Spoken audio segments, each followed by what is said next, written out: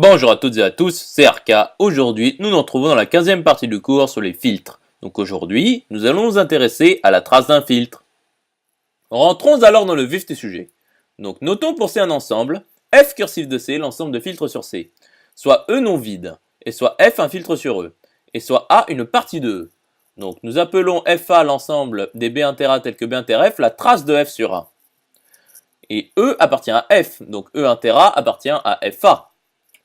C'est-à-dire A appartient à FA. Donc FA est non vide. Démontrons que FA est un filtre sur A équivaut à pour tous C de F, C inter A est non vide. Donc voyons l'application directe. Donc soit C appartenant à F quelconque. Donc C inter A appartient à FA. Donc C inter A est non vide. Donc voyons alors l'application réciproque. Donc pour tous C de F, C inter A est non vide. Donc A est non vide. Donc si l'ensemble vide appartient à FA, alors il existe C appartenant à F tel que C inter A est vide. Ce qui est impossible par rapport à l'hypothèse de départ. Donc l'ensemble vide n'appartient pas à FA. Continuons la démonstration. Donc soit GH appartenant à FA2, quelconque bien entendu. Donc il existe BC appartenant à F2 tel que GH est égal à B inter A, C inter A.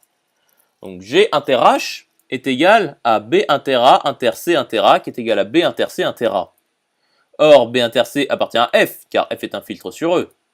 Donc, B inter C inter A appartient à FA. Donc, G inter H appartient à FA.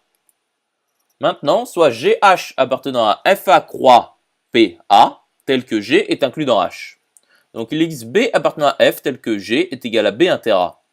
Or, G est inclus dans H qui est inclus dans A. Donc, H union G inter A, c'est-à-dire le tout inter A, est égal à H inter A qui est égal à H. Poursuivons la démonstration. Donc nous savons que H union G le tout inter A est égal à H inter A le tout union entre parenthèses G inter A. Ce qui est égal à H union le tout B inter A, car G est inclus dans H qui est inclus dans A. Ce qui est égal à H union le tout B inter A. Ce qui est égal à H union B le tout inter entre parenthèses H union A, par distributivité de l'union. Ce qui est égal à H union B le tout inter A. Donc H est égal à H union B le tout inter A. Or, B est inclus dans H union B. Donc, H union B appartient à F.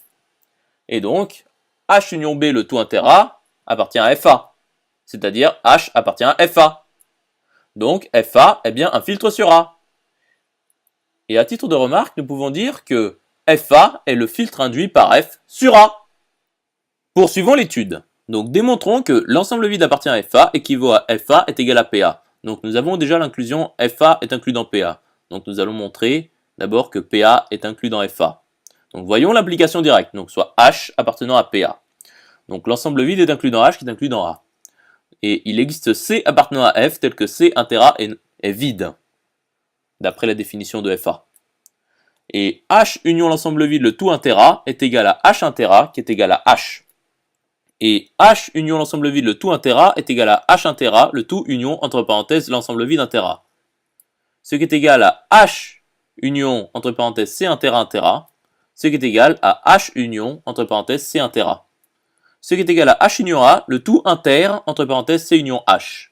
Ce qui est égal à C union H inter A, car H est inclus dans A. Or C est inclus dans C union H. Donc C union H appartient à F, car F est un filtre sur E. Donc C union H, le tout inter A, appartient à FA. C'est-à-dire H appartient à FA. Donc, PA est inclus dans FA. Finalement, FA est égal à PA. Donc, l'implication réciproque est triviale car l'ensemble vide appartient à PA qui est égal à FA. Conclusion établie. J'espère que cette vidéo vous aura plu et vous sera utile. Nous nous retrouvons dans la 16e partie.